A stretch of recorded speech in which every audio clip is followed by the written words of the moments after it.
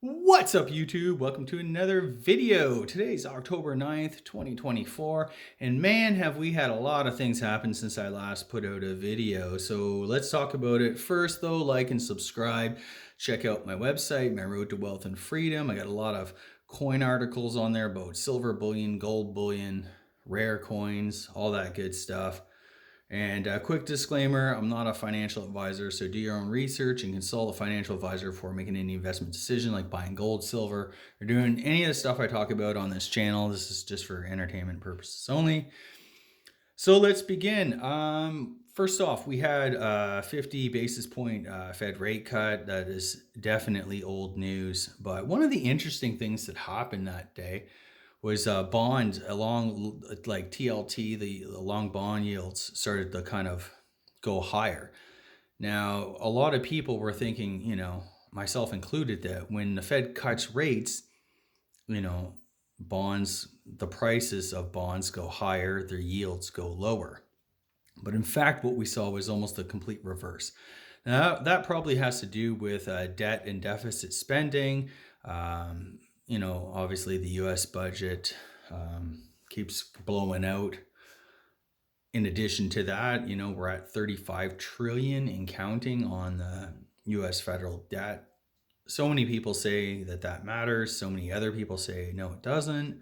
And then, of course, we have the US elections coming up with both candidates, Trump and Harris, are viewed as being super inflationary. They're going to keep spending. There's no signs of fiscal restraint whatsoever in the US. Up here in Canada, we're not actually doing much better. Our economy is still weakening.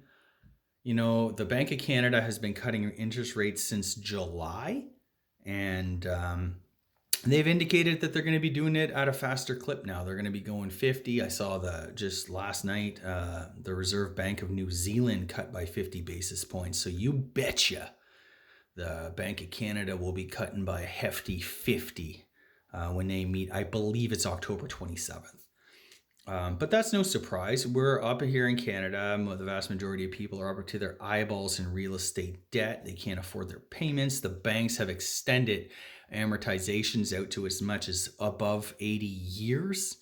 The government is doing all that they can to sort of help out homeowners. So they've recently increased the CMHC. That's our housing mortgage insurance that protects the banks, not the homeowner, from default. So that was capped at 1 million. Now, our gracious liberal government extended that to 1.5 million now. So if you need CMHC, you're now covered up to 1.5 million. And most people who, this housing crisis has affected affordability, obviously, and that does absolutely nothing to make houses more affordable for anybody. To qualify in a home or a mortgage up to 1.5 million, you probably need like 300 grand worth of household income. That is like above what is considered middle class here in Canada, and that's above what the vast majority of people make, let alone people just starting out trying to get a home. So big fail with that. In addition, more and more landlords are walking away, which is exacerbating, the number of units available to rent. Of course, condo markets are getting crushed. They're overbuilt. Back in the heyday of the late 2010s, so 2017, 18, they started building these like 300 square foot, 250 square foot boxes in the sky. And a lot of these things have now come up and, they're built. They were sold as pre-construction and this and that, and nobody wants to buy them. Why would you? 300 square feet? I mean, that's literally like, the size of like a bedroom or like someone's living room or something like that. Of course, these were a terrible idea. Nobody's going to want to buy them. Certainly not to live in anyway. And then the short-term rental market, Airbnbs. I mean, they're getting crushed, right? Like, because a lot of condo buildings, a lot of municipalities, cities, and stuff like that have come out and said, we don't want short-term rentals anymore. So they've been putting the screws to investors and landlords forever. And I haven't even touched upon my personal pet peeve is this landlord tenant laws that favor these deadbeat tenants who don't pay. They destroy your units. They destroy, there's no recourse. You can't evict them. They don't need to pay you. By the time you get through the landlord tenant system, you're bankrupt. You've lost your property. So many stories of these mom and pop landlords. They have lost their primary residence, the home they live in, because they got these deadbeat tenants. Um, you know, life costs money and nothing is for free in this world. So, as long as we have communist governments and communist agencies like the landlord tenant boards constantly siding with tenants in that, who in their right mind would want to invest 1 cent in owning a rental property? Nobody. And that's what we're seeing now. A lot of markets and a lot of investing, whether it's stocks or gold, silver, real estate, it's all psychology. Once you kind of, turn people off of something, it's really hard to get them back. Once they've been burned, especially with real estate, you get burned big time. There's legal transaction fees, there's all kinds of stuff. You got banks and mortgages. If you break the mortgage, there's a huge penalty. Like the landlord of today, the average everyday landlord, just trying to get ahead, trying to do his best, trying to find a way to save for a retirement or invest and do the right thing, is getting absolutely killed and screwed. And I would, if I have one question to whether it's provincial, municipal, or federal government, it's like, what are you doing to help the average everyday landlord who's not price gouging, who's not trying to screw over tenants and all this stuff? You know, I actually owned several units at one point in my life, and I was a good landlord. I spent the money. I fixed plumbing issues. If there was a problem, I would go and fix it. I wanted to have safe, you know, half decent rental units for people. And, I kind of prided myself on doing that. Not like, it's not free. I'm not a charity. I'm doing this because I want to make money. I invest money. I work for my money and I take that money from my paycheck and I want to invest and earn a return on that. And, but after you get people who trash your place and, of course, like good luck suing them, they don't have any money to begin with, right? Like you're not going to get your money back. Then you have predatory property managers that screw you over, that overcharge you for maintenance that was never actually done. And, they just throw any deadbeat tenant in your unit. Like it's just actually really, really hard to get ahead as any kind of a landlord now. And in addition to that, you have all the other stuff, right? You have to pay insurance on it. You have to do, pay utilities. You have all of these responsibilities that cost a lot of money. And I'm not one of these idiots who buy something and just prays to God that it will increase in value and that will somehow make it all whole. If I'm investing in an income producing asset like a rental property, it needs the numbers need to work on paper. I need to, not only have all the monthly payments covered, but I do need to make a little bit of a return on that investment as well. Otherwise, it's really not an investment. You're just subsidizing some asshole to live in your unit. Why would I want to do that? Why? So anyway, needless to say, I long ago sold those and got out of that, and I'm glad I did. I haven't really looked back. It is truly a shame because for average, what I keep going back to, I'm not a rich man, you know, and probably most of you aren't either. If you're an average kind of middle class type, you know, person or family, I mean, you don't have like our investing options are basically quite limited. You're either going to buy stocks, bonds, mutual funds. There's some precious metals, obviously. Um, but buying like a small rental unit and stuff like that is, and I will admit, real estate investing has been a tried and true path to long-term wealth throughout history. It just has. There are times when it becomes overpriced and it's a bad investment, and there are times when it's actually a really great investment. And there's the times where it's just kind of like a steady eddy, you know, kind of a lukewarm investment. If you don't want to, if you're afraid of the stock market or something like that, if you don't want to have all your financial assets into something like the stock market or something like that. So it has kind of, there is an appeal to investing in real estate. And it's just a shame that governments have made it, basically punitive to do so. And they've really, here in Canada, they've really screwed over the everyday landlord, and that's going to be hard to kind of bring that back. So, I mean, what needs to happen? I think the landlord tenant board, um, either we abolish it or they start, siding with the landlord. If the tenant doesn't pay, the sheriff comes and forcibly evicts them. End of story. Full stop. Life isn't free. You're not owed a damn thing. You need to work for it. You need to save, invest, and do whatever. That's the whole purpose of all of this crap. So I'm sick and tired of, all the whiners out there. You know, life isn't free. Life is hard. It's been hard for me. It's been hard for you. It's been hard for everybody. And, that just cuts to the, those who succeed have grit. They've worked hard.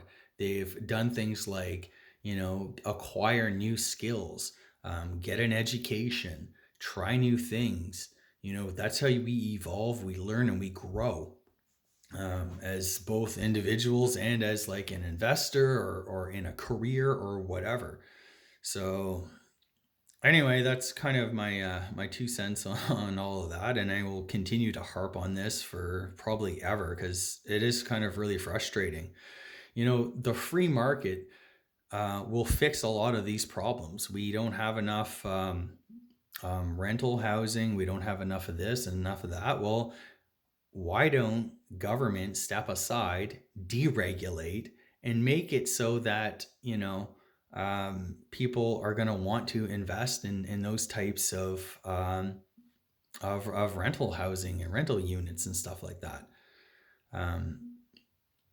Because right now, government has done everything in this country to stifle just about every industry. I can't really offhand think of really one industry that our government has done great things to support. They claim they like the environment and they support electric vehicles, and then they just levy hefty tariffs on Chinese imports of electric vehicles. So it's just such a, this whole climate crap it's just such a farce. Like, it's completely ridiculous, and it's now like, I feel like the Trudeau government now is like laid bare, exposed. Like, it's not really about the environment at all. It's just about screwing over Canadians, taxing them like crazy, and you know, uh, basically kind of like this socialist control of the economy. But anyway, so where do you go in Canada if you don't want to be invested in big bubbles? I'm talking our bonds, our stocks, our um, real estate, all of that stuff. Well, basically, one of the last kind of vestiges of protection, or where you can go, is probably gold and silver, I would say. Not to say to put all your money into gold and silver, but honestly, like, seeing how things are shaping up here in Canada, and now most of the rest of the world. We got the Chinese, big bang stimulus. We got the Americans cutting rates. The ECB's cutting. Australia, New Zealand, Japan, they're not going to tighten anymore or hike their rates, which is a complete joke. Um, but all of these things, like, this is super inflationary, and it's the type of inflation that has nothing to do with supply chains and supply demand. It has to do with, monetary the increase in the monetary base, and it's monetary inflation, which devalues currencies, and thus making things like gold and silver and tangible type stuff, commodities, even real estate, and that, it increases the value of that. So I was watching this podcast last week called the Looney Hour. It's a really popular podcast up here in Canada, and they were talking about the price of homes. In Canada, the price of homes have gone up like, roughly 10% a year for a long time, 10, 15, 20 years probably. And, uh, uh, an average kind of 2-story double garage kind of home, um, single family home, that would have been maybe 300 in the year 2000 is now almost 2 million, at least in some parts of the GTA. In Vancouver, it's even more than that. But anyway, and they were looking at it through, if you measure it in dollars, it looks like your home has gone up. And we can do the same thing with stocks and bonds and stuff. If you measure stuff in dollar terms, Canadian dollar, US dollar, euro, yen, whatever, pound, it looks like things have gone up quite, incredibly, right? But if you start to measure it in things like, say, Bitcoin or gold, or possibly even silver, I'm not really sure. It's mainly the gold that actually works the best, probably. Things have actually become cheaper. The price of, like, what an ounce of gold today. Gold is $26.28. It was down. It was almost $2,700 the other day. Silver's at $30.64. That was down from about $32 the other day. So they're having a bit of a pullback. But in general, in 2008, when oil peaked at $150 a barrel, I think gold was about 800.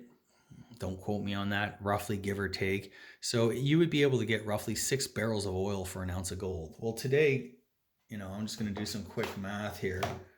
26.28 divided by, we'll call it 72, I think the last price I saw. So,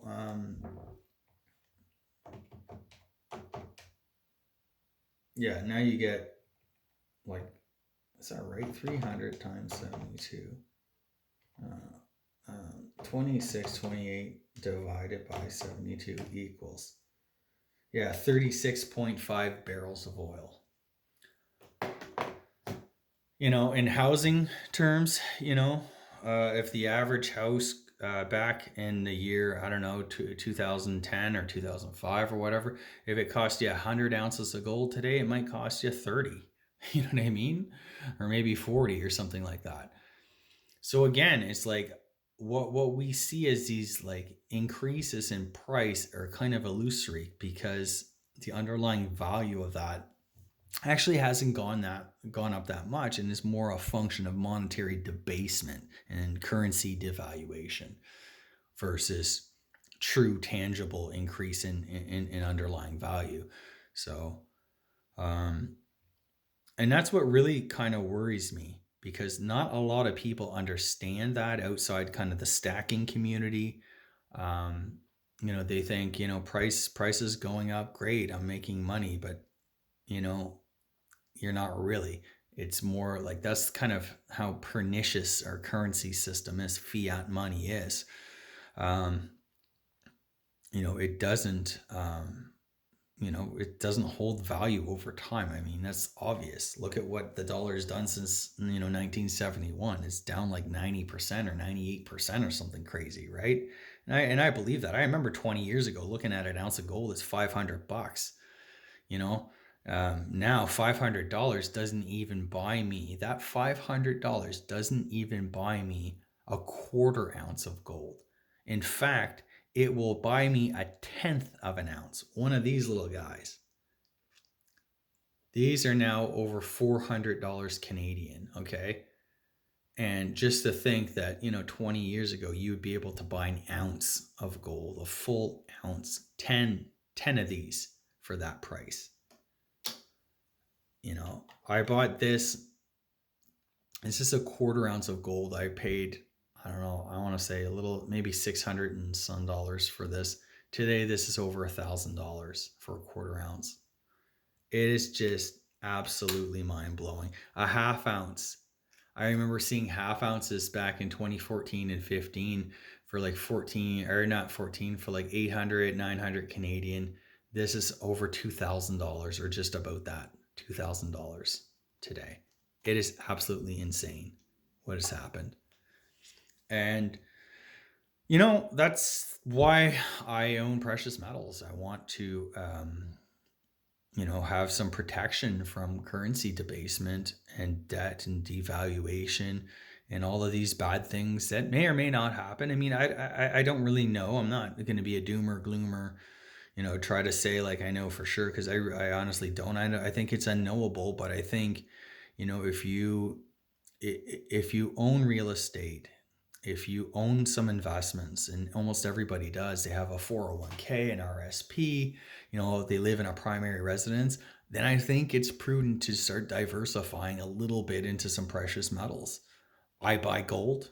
I have bought silver before. I like gold better. I just think gold is a tier one asset. Central banks own it. It's what's really gonna provide the protection, um, from what I think could probably come. And I don't think we're in a Mad Max situation at all. I think this is just going to be straight up, kind of a currency debasement evaluation where you want to. I don't think we're going to see crazy hyperinflation. These are all risks that could materialize. They're not a 0% chance. In fact, I think these crazy tail risks are actually rising. They're not getting any better.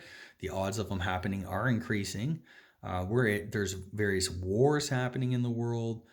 This is all super inflationary. And if you look at what happened in the past, they say gold protects you in inflationary environments and in deflation. And what does that mean in deflation? Couple things. Because I've always been kind of thinking, like, how does it really protect you in deflation as everything gets cheaper and gold typically sells off into, a deflationary sort of bust. But usually what happens is the initial margin calls will pull gold down, as they use gold to pay the margin call or whatever.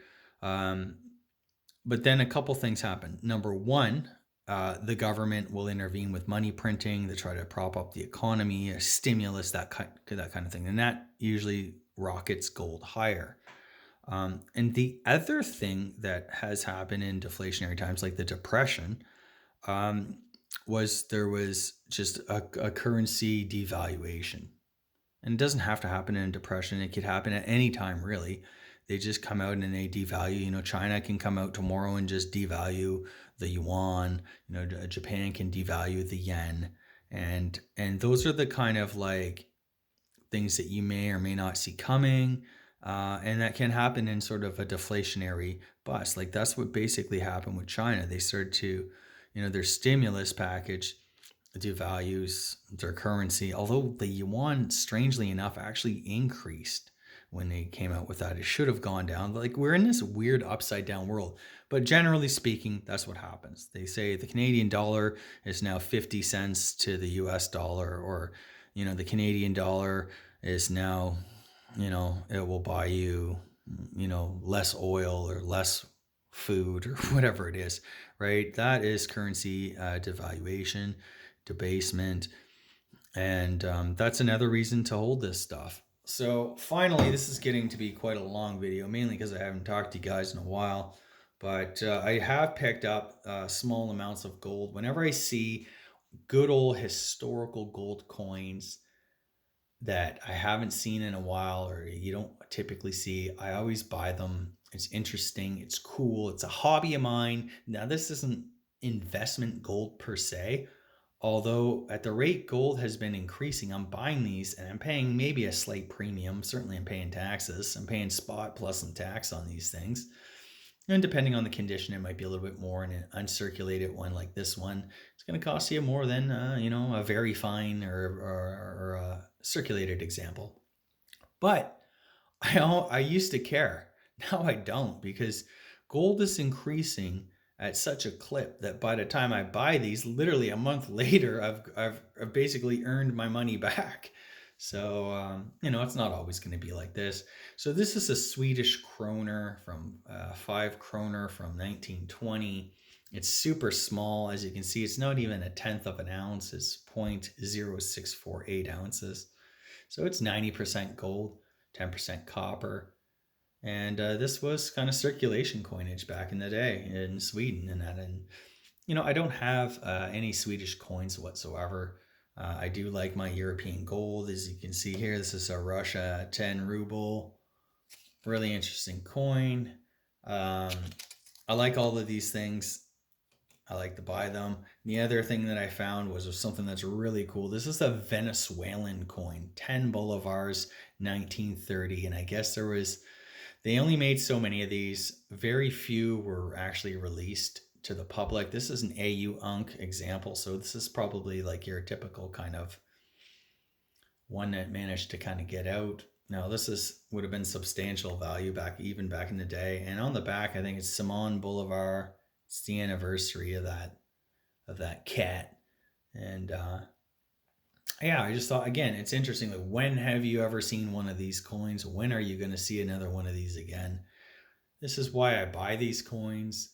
Um, they're unique. They're scarce. It's not something that you see every day. And once you become a coin collector, like, I mean, kind of a coin collector going after old coins, not like the crap they produce at the mints every year, you really realize what scarcity is. I might have the money to buy this coin, but if there's none for sale and I can't find it anywhere, then I can't get it. And that is something that, in this day and age, our modern amenities, anything you want is literally at your fingertips. I can get anything from Amazon delivered to me this afternoon, basically. Or, I think that's why coin collecting kind of appeals to me. And I'm sure if there's any collectors out there, maybe it's sports memorabilia, sports cards, or who knows, any type of collectible stamps or baseball cards, or really like anything, especially old stuff, it's actually hard to find. And that's why I think these things are always going to hold their value. There's not that many of these out there. Yeah, you gotta be cognizant of getting scammed, fakes and stuff like that. eBay, China, you can't, like, you gotta be careful what you buy and make sure you're getting it from a reputable dealer and do your research and test things and all that stuff. But really, like, it's hard to get these things, and that's why when I see these for sale, I usually buy them and figure it all out later. How am I going to pay for it? Well, that's tomorrow's problem, because you might not find another one of these for a very long time, possibly ever. Who knows, right? Like, it's the way it is. So, anyways, I hope you guys enjoyed this update, this talk, this discussion. There's been lots happening. I think people are slowly waking up to the real problems and crises. And you know, in closing, I'll just say kind of what I've done, my approach. I'm not saying I'm perfect. I'm not saying I know everything, but I am saying I do know a thing or two about protecting our hard earned money, our wealth. And one of the things that I've done is we've paid off our mortgage. We don't have car loans or car payments, so we own things outright. We save and invest a portion of our paychecks into a variety of financial assets: stocks, bonds, mutual funds, ETFs. Yes, we have that, cash even. Nothing wrong with having a little bit of cash on hand. And we've also, between a coin collection and some, just straight up bullion, gold and silver bullion, and some Bitcoin, a small position in Bitcoin, I'll say. That's kind of been our approach. And truth be told, I'm not really sure you can do much better than that. If you want to take it to more extreme, you want to kind of move away from your community and maybe get some like rural land where you can maybe like farm and grow your own food. That's not a path that I'm pursuing or taking. But some people have. If you truly want to be like 100% independent and off grid and that type of thing, not dependent on governments or work for a paycheck or any of that stuff, I mean, yeah, you could do that. For the vast majority of people, they're just simply not going to do that. So that's why I think we need to, own some gold and silver. And the funny thing is, all these, Druckenmiller, David Rosenberg, a lot of the guys who you wouldn't think would have positions in gold, actually do. And I saw this podcast again the other week, and I forget I forget who it was, but it was, there was a woman who had worked on the Federal Reserve Board. I don't know if she was a board, she like on the Federal Reserve Board, or she just worked for the Fed or something like that. I forget exactly. She's in a fund, and guess what? The fund has 10% gold bullion. 10% of their investable assets are just sitting in gold bullion. And there's a reason for that, guys. There's a reason for that, which is why I aspire and I try to hold about 10% of of my investable assets. I can't say net worth, but at least investable assets in gold bullion. For the exact same reasons. Maybe gold goes to the moon, maybe it doesn't, maybe it's just the steady Eddie thing, maybe it goes down. And if it does go down, um, then I'm just as happy, because that means the other 90% of my crap that I have is doing just fine. Earning some cash, earning some fiat, so I can buy some more gold or real estate, or invest in some more stocks, or do whatever. That's the kind of game I'm trying to play. Invest for income, try to buy some value, try to be prudent. It's not perfect. We're kind of in a bit of uncharted territory now. And I don't really feel like any of the experts really have any of the solutions. For 4 or 5 years now, we've heard this deflation, inflation kind of debate. And, it's almost like this pendulum that swings. We're in deflation, then inflation, and deflation, inflate. Like, we're kind of back and forth, back and forth. Nobody really understands. So I think, as average everyday investors, if you don't want to get wiped out, then the thing to do is be diversified, and make sure you have some hedges. Nobody owns physical gold or silver, or very few people do. Um, Again, I've never met anybody in my life, friends, acquaintances, coworkers, anything, that owned physical gold or silver, at least before they met me anyway. So, on that note, take care, guys. Like, subscribe, My Road to Wealth and Freedom. Check that out. Cheers.